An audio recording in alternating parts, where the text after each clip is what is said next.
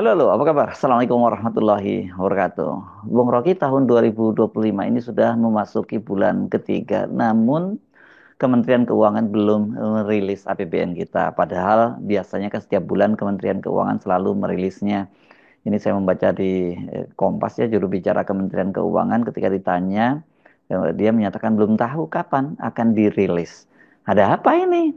Memang itu hanya pertanyaan kecil. Mengapa laporan kinerja APBN kita itu dari bulan Januari belum tersedia lagi itu? Hal yang sebetulnya standar setiap bulan pemerintah melaporkan penggunaan dana APBN kita, dari mana pendapatan, berapa keluar, dipakai apa aja tuh, kondisi terakhir seperti apa. Kan itu sama seperti keluarga melaporkan pada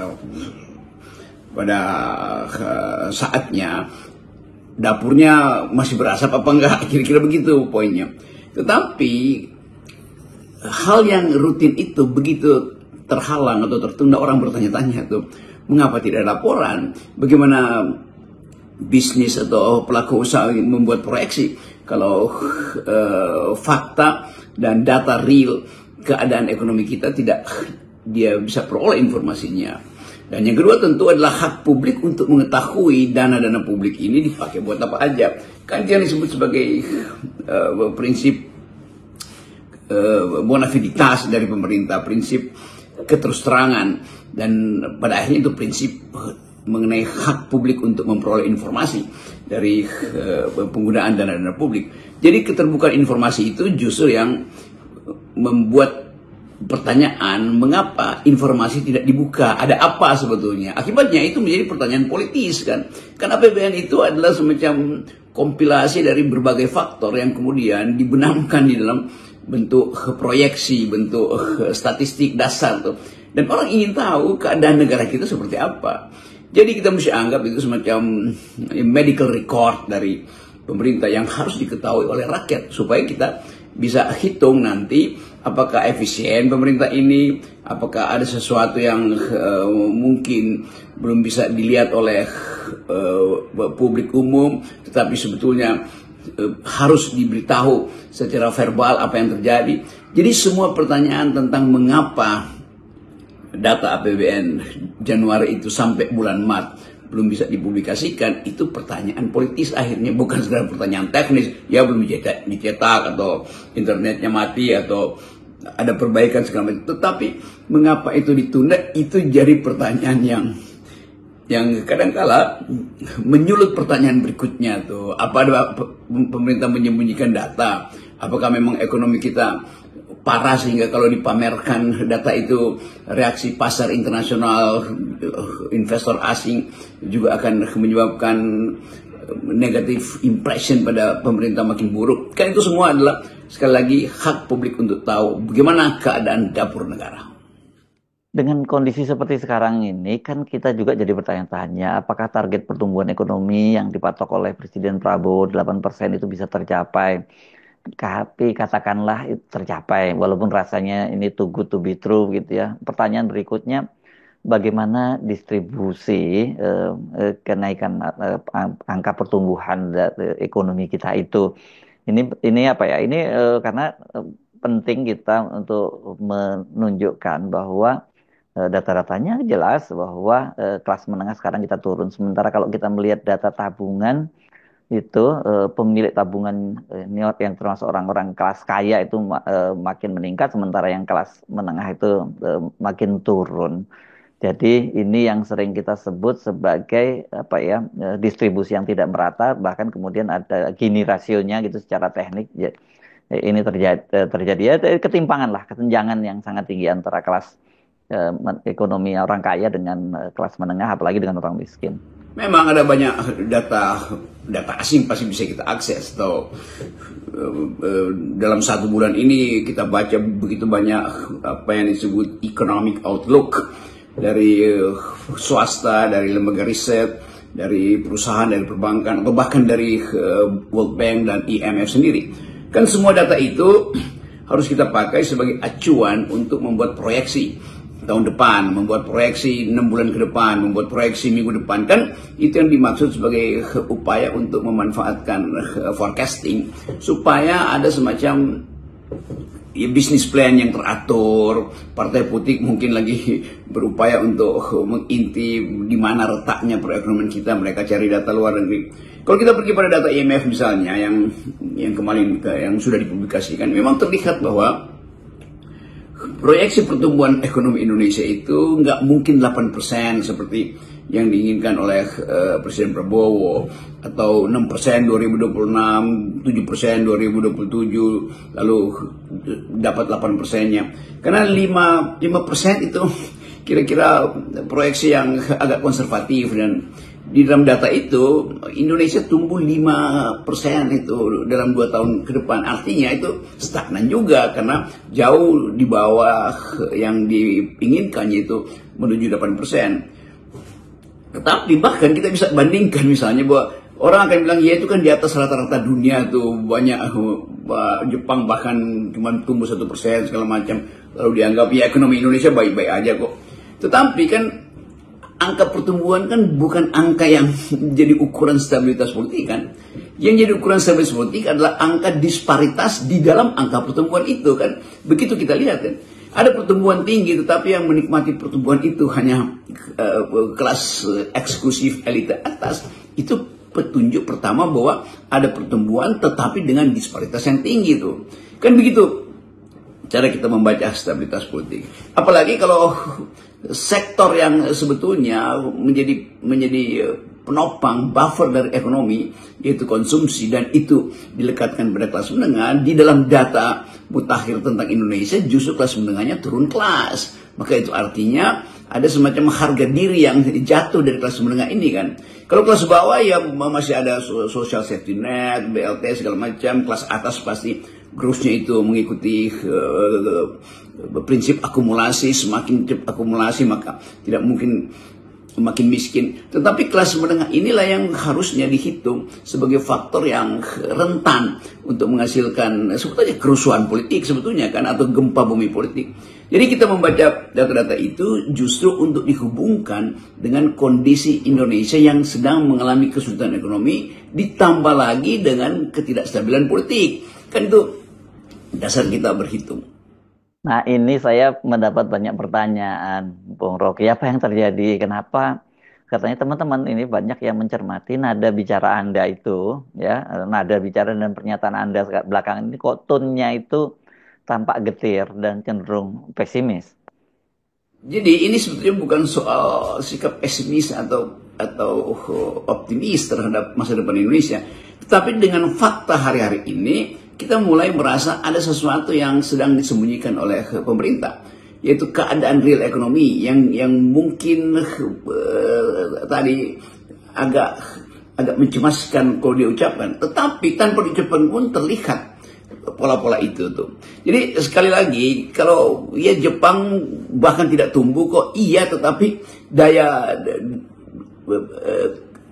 keberdayaan Jepang untuk membayar utang itu dijamin oleh tabungan masyarakatnya. Nah di kita tabungannya nggak ada tuh. Akibatnya harus cari sumber pendanaan dari luar kan. Dan keadaan semacam ini yang membuat kita menduga dengan kuat bahwa ada sesuatu di dalam perekonomian kita. Hal yang tiba-tiba tumbuh atau meledak menjadi kesulitan sosial kan. Bahkan salah seorang konsultan kabinet itu siapa namanya yang sering disebut-sebut sebagai ahli dalam prediksi, Ray Dalio, ahli financial dunia itu, mulai menerangkan pada kita bahwa iya, yang harus dilihat justru adalah jumlah utang dan kemampuan membayar utang.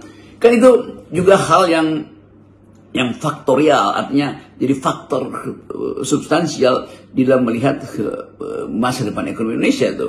Nah, kita ada di dalam kesulitan untuk membuat prediksi, tetapi mak langsung merasakan sebetulnya tanpa harus ikuti kuliah dari Ray Dalio atau membaca statistik dari IMF. Mak langsung tahu bahwa jumlah uang yang dia harus sediakan makin lama makin tidak terbendung karena ada kebutuhan meningkat, tetapi suaminya atau ada efisiensi, ada PHK, guru-guru honorer yang 1,2 juta orang itu dari 2018 itu tidak diperhatikan hak mereka tuh, dan berkali-kali kita mesti baca bahwa di dalam pikiran mereka mengabdi pada negara sebagai honorer, dan kata honor itu kan artinya harus dimuliakan. Justru mereka tertinggal karena ditunda-tunda pengangkatan mereka. Itu juga harus dilihat atau memang faktor utama untuk melihat kestabilan politik nanti kan ini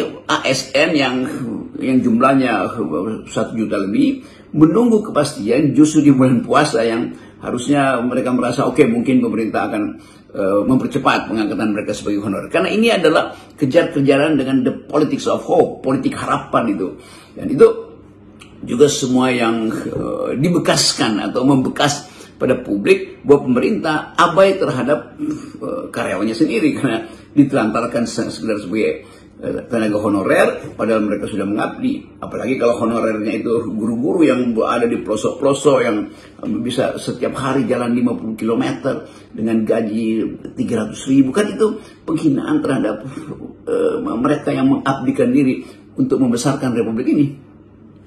Oke, saya pikir penting buat kita tetap menjaga optimisme, atau Anda sering sebut sebagai politik of hopes gitu ya. Tapi rasanya sulit ya untuk membuat kita bisa tetap optimis melihat realitas hari ini. Wabil khusus yang kemarin kita bicarakan data dari CNBC yang menunjukkan adanya anomali daya beli yang pada Ramadan ini turun. Karena biasanya dalam kondisi ekonomi seperti apapun itu begitu masuk bulan Ramadan, daya beli itu pasti bukan daya belinya ya, ya apanya ya, pertumbuhan di kalangan para pedagang-pedagang itu kelihatan sekali bahwa hasilnya lah, bukan pertumbuhan ya, tapi hasilnya itu naik, dan biasalah pedagang menyetok barang jadi sangat berkali-kali lipat gitu setiap kali bulan Ramadan. Nah sekarang ini enggak, Bung Rocky, terjadi sepi gitu. Kita bisa membayangkan kira-kira apa yang terjadi di nanti waktu mudik. Kan biasanya kan mudik itu ya waktunya mereka-mereka yang sukses tanda petik di kota itu menghabiskan uangnya di kampung halaman, bagi-bagilah pada para saudara dan hadetolan. Tentu kita membaca dengan perspektif positif atau perspektif optimis tentang keadaan. Tetapi itu adalah politik harapan. Di belakang kita ada politik ingatan, the politics of memory, tentang 98, tentang gejala-gejala yang mirip, tentang keretakan elit, tentang tertunda-tundanya investasi masuk, tentang kapasitas para short termis ini mempermainkan ekonomi Indonesia tuh, yang sekedar cari untung lalu kabur lagi itu karena sifat ekonomi kita yang pindah-pindah footloose tanpa bisa dikejar oleh negara. Jadi mereka para spekulan juga mengintip dengan cara saksama bagaimana lalu lintas moneter Indonesia, bagaimana kapasitas politik yang memungkinkan mereka melihat bahwa ini saatnya untuk ambil untung pendek dan jangan main panjang. Kira-kira begitu. Dan kita tahu sistem internasional itu semacam mengikuti algoritma kasino itu, di mana dimungkinkan ya pasang di situ dulu, nanti urusan belakangan tuh, begitu tanda-tanda berbahaya cut loss itu. Dan sinyal ini yang mulai dicemaskan sebetulnya oleh mereka yang menghitung secara teliti kondisi ekonomi. Dan kita mulai lihat bagaimana justru dari dalam Gerindra sendiri yang punya think tank tentang ekonomi itu mulai terlihat ada crack di situ.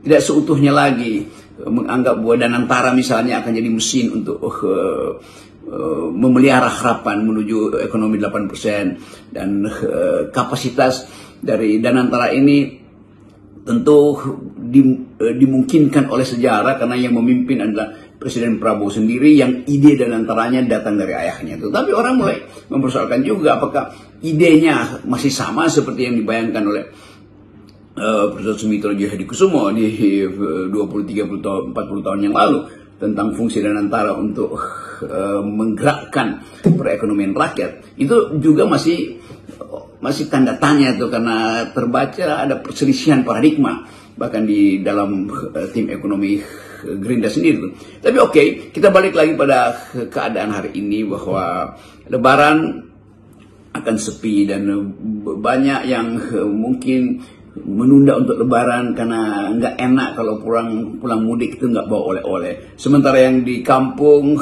merasa bahwa pasti akan ada oleh-oleh karena mereka juga berharap bahwa tetesan atau spill over atau apa trickle down efek ekonomi dari mereka yang bekerja di Jakarta kalau mudik itu akan berubah menjadi semacam pesta kecil. Nah, kalau itu tidak terjadi, maka akan ada psikologi yang miris bahwa di desa tidak dibawa oleh-oleh, sementara yang di kota itu malu untuk pulang karena tidak bawa oleh-oleh tuh. Nah, di situ mulai terjadi juga semacam disparitas mental atau disparitas etis. Dan kalau dia bertemu dengan kesulitan politik atau ketegangan politik yang masih tinggi hari-hari ini, maka Indonesia berbahaya lagi, masuk lagi dalam terowongan kegelapan. Tapi selalu ada poin di dalam pembicaraan kita. Kita memberi peringatan, kita memberi analisis. Dan kadang-kala mereka yang memuja-muja rejim sebelumnya menganggap bahwa nanti akan selesai toh akan dapat limpahan investasi yang sampai sekarang zong sebetulnya. Jadi selalu ada upaya untuk menerangkan persoalan dari perspektif akademis. Salam akal sehat. Salam akal sehat.